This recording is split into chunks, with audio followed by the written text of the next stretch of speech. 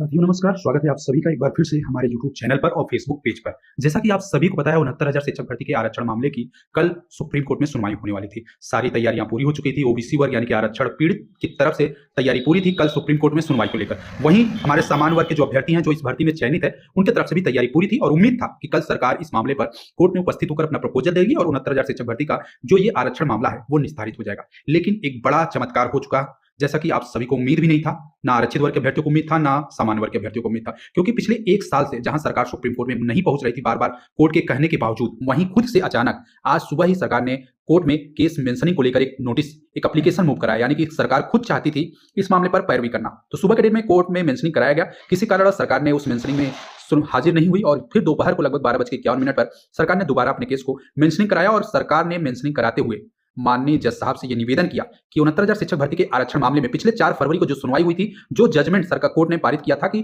इस मामले पर सरकार अपना पैरवी करे, अपना पक्ष बताए कि इस मामले पर वो करना क्या चाहती है। तो सरकार ने स्पष्ट रूप से बता दिया कि सरकार की तरफ से जो एससी मैम थी ऐश्वर्या भाटी ने, वो आज कोर्ट रूम में उपस्थित हुई और माननीय जज साहब के सामने स्पष्ट रूप से कहा कि जो प्रक्रिया आपने आदेशित किया है उस प्रक्रिया को पूरी करने की तैयारी हो चुकी है। कुछ औपचारिकताएं बाकी हैं जिसकी वजह से अभी समय लग रहा है और जिसके लिए मुझे 3 सप्ताह का समय दे दिया जाए। माननीय जज साहब ने सरकार के इस दलील को सुनने के बाद मर्जी के बेस पे, यानी कि एक तरह से उनकी बातों को मानते हुए, संज्ञान लेते हुए आगामी 3 सप्ताह के बाद की तारीख निश्चित कर दी। 2-3 घंटे के पश्चात जजमेंट जारी हुआ और जजमेंट में तारीख भी मेंशन हो चुकी है, अगली तारीख 19 मार्च। लेकिन आप सभी को बता दें, आज की सुनवाई में जो सुप्रीम कोर्ट में सरकार ने अपने मन मुताबिक चीजें की हैं, वो कहीं न कहीं एक लीगल तरीका भी है सरकार को अपना पक्ष रखने का। लेकिन जहां पर जनरल वर्ग ओबीसी वर्ग पर तंज कस रहा है, वहीं ओबीसी वर्ग सरकार पर तंज कस रहा है। लेकिन आप सभी को बता दें, इस मामले पर सरकार को पूरी औपचारिकता पूरी करने के लिए समय की आवश्यकता पड़ी है और सरकार ने स्पष्ट रूप से 3 सप्ताह का समय लिया है। आप सभी पीड़ित आरक्षित वर्ग के अभ्यर्थियों से हम एक बात पूछना चाहते हैं, अगर सरकार पूरे 1 साल में कोर्ट में उपस्थित नहीं हुई, तो आपने धरना प्रदर्शन किया, कोर्ट में सुनवाई की, अधिकारियों से मुलाकात की, मंत्री से, योगी जी से, सभी लोगों से आपने कोशिश की, लेकिन सरकार पर कोई भी फर्क नहीं पड़ा। ना ही कोर्ट ने जबरदस्ती सरकार को किसी प्रकार का दबाव बनाया। लेकिन आज के डेट में सरकार खुद कोर्ट में उपस्थित हुई और आगामी 3 सप्ताह की तारीख ली। यानी कि सरकार भी चाहती है इस मामले का निस्तारण करना। संभावना है कि अगली तारीख के बाद सरकार इस मामले पर किसी प्रकार की डेट नहीं ले पाएगी और माननीय जज साहब भी इस मामले पर अगली तारीख भी नहीं देंगे और संभवतः 19 तारीख को यह मामला डिसाइड हो जाएगा और सरकार अपना प्रपोजल 19 मार्च को कोर्ट में जरूर रखेगी। फिलहाल अब बात करें इस मामले को लेकर, जहां हमारे जनरल वर्ग के अभ्यर्थी काफी ज्यादा डरे हुए हैं, वहीं ओबीसी वर्ग के अभ्यर्थियों के अंदर काफी ज्यादा गुस्सा बना हुआ है कि सरकार फिर से एक बार तारीख लेकर भाग चुकी है और संभावना ये भी है कि 19 मार्च को फिर से तारीख लेगी और फिर अगली तारीख छुट्टियों के बाद यानी कि जून जुलाई लग सकती है। लेकिन आप सभी को बता दें कि अगर 69,000 शिक्षक भर्ती का आरक्षण मामला डिसाइड करवाना है,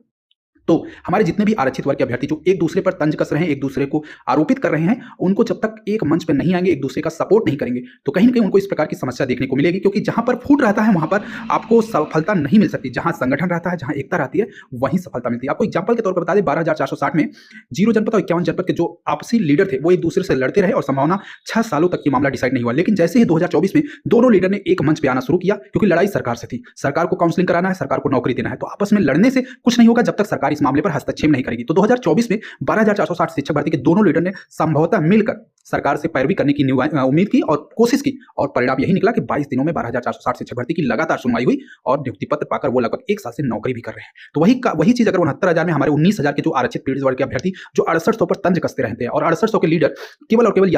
याचिका डालने के फिराक में इस समय लगे हुए हैं, दोनों टीमों को एक मंच पर आना होगा। क्योंकि उद्देश्य एक ही है, नौकरी किसको मिलेगी किसको नहीं मिलेगी ये कोर्ट तय करेगा। लेकिन प्राथमिकता यही है कि सरकार कोर्ट में उपस्थित हो और मामले की सुनवाई शुरू हो। जब तक ये सुनवाई शुरू नहीं होगी तब तक नौकरी ना 6800 वर्ग के अभ्यर्थियों को मिलेगी, ना 19,000 के अभ्यर्थियों को जो याचिका की उम्मीद में लगातार संघर्ष कर रहे हैं उनको मिले। पहली प्राथमिकता यह रखनी चाहिए कि सरकार कोर्ट में उपस्थित होकर इस मामले की सुनवाई शुरू करे और जब एक बार सुनवाई शुरू हो जाएगी तब ये मामला खुद साफ हो जाएगा कि नौकरी किसको मिलेगी, पीड़ितों को मिलेगी या किसी अन्य को मिलेगी, ये कोर्ट तय करेगा। वो आपकी पैरवी, जो आप कोर्ट में उपस्थित अपने सीनियर के माध्यम से पैरवी करेंगे, उस प्रकार के पैरवी पर निर्भर करें। लेकिन आज के डेट में क्या है, हमारे आरक्षित वर्ग के अभ्यर्थी 6800 वर्ग के अभ्यर्थियों को बुरा भला करते हैं और 6800 वाले 19,000 वाले को बुरा भला करते हैं। और यही वजह है कि 2024 से 2026 आ गया, ना सुनवाई हुई, ना 6800 को नौकरी मिली, ना याचिका मांगने वाले अभ्यर्थी को नौकरी। फायदा केवल हुआ सबड़ा अभ्यर्थी को जो आज के डेट में इस भर्ती में नौकरी कर रहे हैं और आगे भी नौकरी करते रहेंगे। क्योंकि पिछले 4 फरवरी को माननीय सर्वोच्च न्यायालय ने उनके पक्ष में पैरवी किया और स्पष्ट रूप से कहा कि किसी भी चयनित अभ्यर्थी की नौकरी को बाहर नहीं किया जा सकता। वो कहीं न कहीं 5 वर्षों से बेसिक विभाग में सेवा दे रहे हैं और ये भी सत्य है कि अगर वो आज के डेट में नौकरी पाए हैं तो गलती सरकार की है, ना कि उन अभ्यर्थियों की है। क्योंकि वो अभ्यर्थी भर्ती के जो सभी मानक होते हैं, चाहे वो टेट हो, सुपर टेट हो, मेरिट हो, सभी मानक को पूरा करने के बाद नौकरी में पहुंचे हुए हैं। तो गलती सरकार की है तो भुगतान भी सरकार को भरना पड़ेगा और उस भुगतान के परिपेक्ष में 6800 को नियुक्ति देना चाहती है, 6800 प्लस याचिका को नौकरी देना चाहती है, ये कोर्ट तय करेगा और जब सुनवाई होगी तभी तय करेगा। लेकिन आज के डेट में ओबीसी वर्ग जनरल वर्ग पर आरोप लगा रहा है, जनरल वर्ग ओबीसी वर्ग पे और 19,000 वाले 6800 पे और 6800 वाले 19,000 पे, यही चीजें चल रही है जिसका खामियाजा सालों साल से हमारे आरक्षित वर्ग के अभ्यर्थी भुगत रहे हैं। फिलहाल आज की सुनवाई को लेकर अगर हम बात करें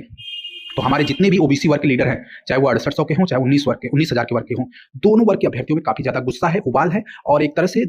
जिद भी है कि सरकार इस मामले पर कुछ मजबूती से नहीं करे, केवल डेट लेकर मामले को टालने की दिशा में आगे बढ़ रही है। वहीं ईडब्ल्यूएस के वर्ग के अभ्यर्थियों में भी एक प्रकार का डर बन चुका है कि अगर ये मामला सालों साल लटका रहा तो कहीं बाद में ईडब्ल्यूएस वर्ग के अभ्यर्थियों को नौकरी न मिले। फिलहाल आज की अगर सुनवाई की अपडेट की अगर बात करें तो अगली तारीख 19 मार्च तय हो चुकी है और 19 मार्च के पहले हमारे आरक्षित वर्ग के अभ्यर्थी लखनऊ में एक बड़ा धरना का आयोजन करने की तैयारी में है और जहां पर सरकार से ये प्रश्न पर करेंगे कि आखिर सरकार ने इतनी लंबी तारीख क्यों ली। अगर एक साल से सरकार को समय नहीं मिला तो आखिर जब कोर्ट ने तय किया था 19 फरवरी को तो सरकार ने इस पर मामले को खींचने के लिए फिर से एक नई तारीख ली और ओबीसी और एससी वर्ग के जो आरक्षित वर्ग के अभ्यर्थी हैं उनको क्यों मानसिक प्रताड़ना झेलने पर मजबूर कर रही है। फिलहाल अभी आंदोलन की डेट तारीख तय नहीं हुई है, लेकिन हमारे जितने भी आरक्षित वर्ग के अभ्यर्थी हैं जो लीडर पक्ष में काम कर रहे हैं, चाहे वो विजय यादव जी हों, चाहे अमरेंद्र पटेल हों या विक्रम यादव हों, तमाम जो लीडर हैं, धनंजय गुप्ता हों या जो भी पैरवीकार हैं, वो सभी लोग धरना की दिशा में आगे बढ़ने की कार्य कर रहे हैं और आगामी कुछ दिनों में आपको धरने की तारीख भी देखने को मिलेगी। लेकिन महत्वपूर्ण यह है, क्या धरने की तारीख रखने से या धरना करने से क्या 19 मार्च की जो सुनवाई की डेट पड़ी है 19 मार्च से घटकर 9 मार्च या 25 फरवरी या कल की तारीख लग सकती है? ऐसा कुछ नहीं होगा। कोर्ट की तारीख बन चुकी है और अब सुनवाई 19 मार्च के पहले नहीं होगी। आप चाहे कितना भी धरना प्रदर्शन कर दीजिए, कितना भी आप ज्ञापन प्रक्रिया कर दीजिए, माननीय योगी जी से मुलाकात कर लिए, चाहे अधिकारियों से मुलाकात कर लिए, क्योंकि सरकार तारीख ले चुकी है, कोर्ट में डेट मेंशन हो चुका है, जजमेंट भी आ चुका है। जजमेंट भी आप देख सकते हैं, जजमेंट आज के जजमेंट में स्पष्ट रूप से बताया गया है कि मौखिक उल्लेख यानी कि आज सरकार ने मौखिक रूप से अपनी बहस की, जिसमें से विशेष अवकाश याचिकाओं के तहत इस सुनवाई होने वाली है और उसी को ध्यान रखते हुए मुख्य न्यायाधीश ने आदेश जारी करते हुए अनुमति याचिका और उससे सभी मामलों को 19 मार्च के लिए लगा दिया है। तो कहने का सीधा मतलब यही है कि जजमेंट जारी हो चुका है और अगली तारीख 19 मार्च को तय होगी और 19 मार्च को एक विशेष अपडेट बताना चाहेंगे जहां पर सरकार की तरफ से ये मानना है, सरकार की तरफ से सूचना मिल रही है कि सरकार अपने सभी लिस्टों को बचाने के लिए पूरी तरह से तैयारी कर रही है और संभवतः 69,000 शिक्षक भर्ती के तहत 67,867 की लिस्ट, 6696 की लिस्ट और 6800 की लिस्ट को भी बचाने के लिए सरकार पूरी तरह से कोशिश करेगी और उसके बाद 27-21 को पूरा करने के लिए जो मामले कोर्ट में लंबित है उस मामले पर माननीय न्यायालय के हस्तक्षेप के बाद जो भी पैरवीकार उसमें नौकरी पाएगा, माननीय जज साहब के अनुरोध आदेश पर उन सभी आरक्षित वर्ग के पीड़ित अभ्यर्थियों को अलग से सुपरन्यूमेरिक पद पर नियुक्ति देने का संभावना बन रही है और ये चीजें भविष्य में कोर्ट के पैरवी पर निर्भर करेगी। रही बात ईडब्ल्यूएस वर्ग के अभ्यर्थी की, तो उनकी भी अलग से सुनवाई होगी और उनकी सुनवाई में अगर कोई मजबूती रहा, अगर उनका पक्ष मजबूत रहा, कोर्ट को लगा कि ये वैलिड रूप से इस नौकरी पाने के हकदार है, तो उन अभ्यर्थियों को भी नौकरी मिलने की संभावना बन रही है। साथ ही साथ हमारे उत्तर कुंजी पीड़ित अभ्यर्थी जो 2021 या 22 में एक अंकों का लाभ पाकर सुप्रीम कोर्ट से आदेश पाकर आज के डेट में प्रत्यावेदन पूरा करने के बाद नौकरी की उम्मीद में लगातार झेल रहे हैं इस मामले को, उनके लिए भी रास्ता संभवतः आरक्षण मामला डिसाइड होने के बाद उनको भी नौकरी मिल सकती है। और रही बात बीएड और बीटीसी को लेकर, तो माननीय सर्वोच्च न्यायालय की तरफ से जब तक डायरेक्शन नहीं आएगा तब तक आरक्षण मामले पर भी सरकार बीएड और बीटीसी को बीएड वर्ग के अभ्यर्थी को नौकरी देने में शायद ही संकोच करे। लेकिन माननीय सुप्रीम कोर्ट की तरफ से अगर कोई डायरेक्शन मिलता है देवेश शर्मा पर, तो जितने भी बीएड वर्ग के अभ्यर्थी 6800 की चयन सूची में शामिल है, 19,000 आरक्षण पीड़ितों में याची बनकर इस मामले पर हस्तक्षेप करने के लिए लड़ रहे हैं, उन सभी अभ्यर्थियों को न्याय मिल सकता है बिना किसी समस्या के। तो संभावना यही है कि आगामी 19 मार्च को बीएड वर्सेस बीटीसी, उत्तर कुंजी पीड़ित और जनरल वर्ग वर्सेस ईडब्ल्यूएस वर्ग के जितने भी पीड़ित अभ्यर्थी इस भर्ती में मामले में लड़ रहे हैं, उन सभी के नियुक्ति के रास्ते संभवतः 19 मार्च को खुलने जा रहे हैं और देखना यह है कि सरकार अपने प्रपोजल में क्या लेकर आती है। फिलहाल महत्वपूर्ण अपडेट है कि 19 मार्च को कहीं न कहीं आपका मामला डिसाइड हो सकता है। सरकार अपना प्रपोजल 19 मार्च को ला सकती है कोर्ट में और देखना यह है कि सरकार उस मामले पे क्या करती है। सूचना यह भी है कि आज शासन प्रशासन स्तर पर 69,000 शिक्षक भर्ती और 72,000 शिक्षक भर्ती पर एक अंतिम रूप से मीटिंग हाई लेवल की जाएगी और उसके बाद तय किया जाएगा कि 69,000 शिक्षक भर्ती में बाकी पीड़ित अभ्यर्थियों को किस प्रकार से न्याय दिया जाए, किस प्रकार से नियुक्ति दिया जाए। वहीं 72,825 शिक्षक भर्ती की कल सुनवाई होने वाली थी, लेकिन उसकी सुनवाई को भी टाल दिया गया है हाई प्रोफाइल मीटिंग की वजह से। उसकी अगली तारीख 25 फरवरी तय कर दी गई है। तो कहने का सीधा मतलब यही है कि सरकार पूरी तरह से गंभीर हो चुकी है इस मामले को निस्तारण करने की दिशा में और जब तक योगी सरकार की तरफ से पूरा आदेश नहीं होगा इस मामले पर, किसी प्रकार का कोई निर्णय शासन स्तर पर नहीं लिया जा सकता। तो संभावना यह है कि आगामी कुछ दिनों में माननीय मुख्यमंत्री स्तर से इस मामले पर अंतिम निर्णय लेने के बाद इस भर्ती प्रक्रिया को पूरी तरह से निस्तारित करने की दिशा में कार्य किया जाएगा और देखा जाएगा कि इस मामले पर क्या कुछ निर्णय आता है। फिलहाल नई शिक्षक भर्ती की अगर बात करें तो आगामी जुलाई महीने में यूपी टेट का आयोजन करने के बाद 69,000 शिक्षक भर्ती और 72,800 शिक्षक भर्ती के साथ साथ 12,460 शिक्षक भर्ती का मामला जब तक निस्तारण नहीं होगा तब तक उत्तर प्रदेश में नई शिक्षक भर्ती प्राथमिक स्तर पर आना संभव नहीं है। फिलहाल आप सभी को बता दें, यूपी में आने वाले दिनों में 30,000 पदों पर टीजीटी पीजीटी की भर्ती हो सकती है, जिसमें 24,000 टीजीटी पद और पीजीटी के 6,000 पदों पर भर्ती की प्रक्रिया शुरू होगी। पिछले दिनों 2 दिन पहले यानी कि कल की डेट में अगर बात करें तो सदन में माननीय शिक्षा मंत्री ने इस चीज को स्वीकार किया है कि आगामी दिनों में बेसिक आयोग के माध्यम से यूपी में टीजीटी पीजीटी के 30,000 पदों पर विज्ञापन देखने को मिल सकता है। तो कहने का सीधा मतलब यही है कि 2026 में बड़ी खुशखबरी हमारे उन सभी युवाओं को मिलने जा रहा है जो सालों से इस भर्ती में और तैयारी में लगे हुए हैं और संभावना यह है कि उनका संघर्ष समाप्त होगा और 2026 में बेसिक विभाग से लेकर उच्चतर विभाग तक नौकरी पाने का सपना सफल होगा। फिलहाल महत्वपूर्ण अपडेट थी, वीडियो को शेयर कर दीजिएगा। चैनल के माध्यम से समय समय पर आपको अपडेट देते रहते हैं, ये ऑथेंटिक अपडेट है। बाकी आपको सोशल मीडिया पर तरह तरह के अपडेट आपको मिलेंगे, लेकिन उस अपडेट पर किसी प्रकार की कोई सच्चाई नहीं रहेगी,